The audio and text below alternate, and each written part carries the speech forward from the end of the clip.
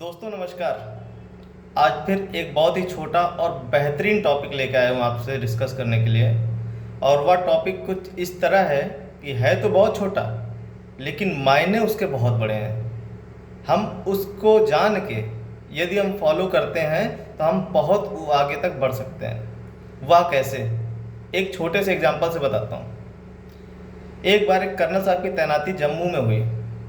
तो उनका ऑफिस था, ऑफिस के बाहर एक छोटा सा पार्क था जिसकी उनके खिड़की से वो पार्क दिखाई देता था। तो वहाँ पर उन्होंने देखा कि दो सिपाही एक बेंच के एक दाहिनी और एक बाईं ओर खड़े हुए तैनात हैं। तो उन्होंने कहा जनरल ड्यूटी है, पहला दिन है, कोई बात नहीं। उन्होंने अगले दिन देखा, फिर वो सिपाही तैनात। अगले दिन आए, फिर सिपाही तैनात। एक हफ्ता हो गया सिपाही तैनात।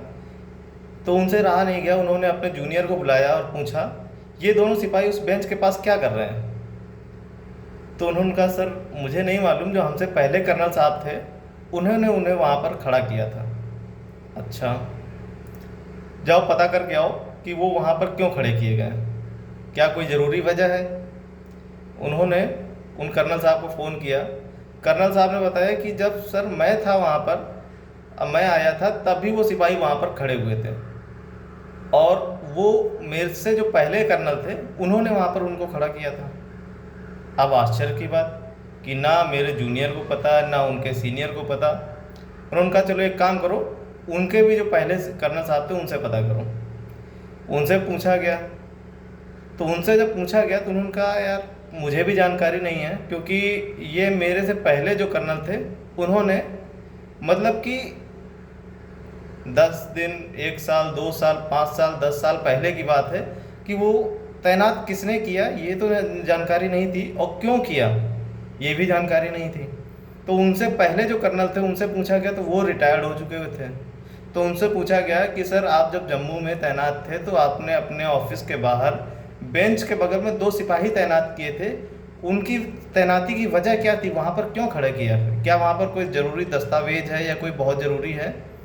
तो कर्नल साहब अपना सर खुजाते हुए बोलते कि क्या वो बेंच का पेंट अभी तक नहीं सूखा, मतलब क्या उसका पेंट अभी तक नहीं सूखा।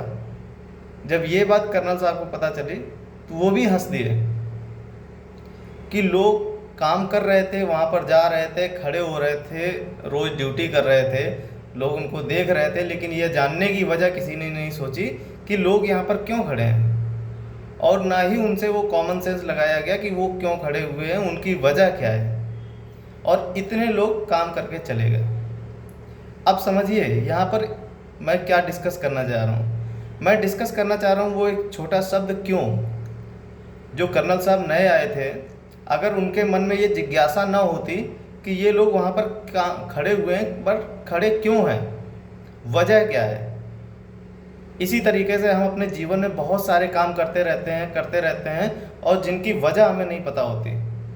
जब वजह पता नहीं होती तो हम उनको अपने रूटीन बना लेते हैं, वजह नहीं पता होती। और कभी जब हमसे कब पूछा जाता है कि आप ये क्यों कर रहे हैं, तो आपको भी नहीं पता होता कि कारण क्या है, बस हम किए जा रहे हैं। तो उस वजह की तलाश कीजिए कि हम कोई भी काम क्यों कर रहे हैं, और काम कर रहे हैं नहीं आता, नहीं पता, तो पता करने की कोशिश कीजिए। इससे हमारा बेस तैयार होगा और हम अगले जब आगे बढ़ना चाहेंगे तो ये चीज़ें हमें सपोर्ट करेंगी आगे बढ़ाने में। अपने आप को जागृत रखिए, जिज्ञासु रखिए, जानने की कोशिश कीजिए कि हम कोई भी काम क्यों कर रहे हैं। जब हमें पता होगा कि हम काम क्यों कर रहे हैं तो हम उस काम में परफेक्ट होंगे। और आपको अगर कारण पता है कि हम काम क्यों कर रहे हैं तो हम अपने उस काम को बेहतर करेंगे। और अगर वो नीरस है, यानी कि हमारे लाइफ में कोई भी मायने नहीं रखता, तो हम उन बेकार के कामों को छोड़ के कुछ प्रोडक्टिव काम करेंगे, जो वो हमारे जीवन में बहुत ही बेहतरीन होगा। आशा करता हूँ मेरा छोटा सा मैसेज आप समझ गए होंगे कि हमें कोई भी काम करना चाहिए, लेकिन काम के पीछे की वजह भी जान लेनी चाहिए। और हम वजह जान लेंगे तो हम ज़रूर आगे बढ़ जाएंगे। Thank you, have good day. अगर मेरी बातें अच्छी लग रही हों तो लाइक करें, चैनल को सब्सक्राइब करें और लोगों में शेयर करें मेरी बातों को। Thank you.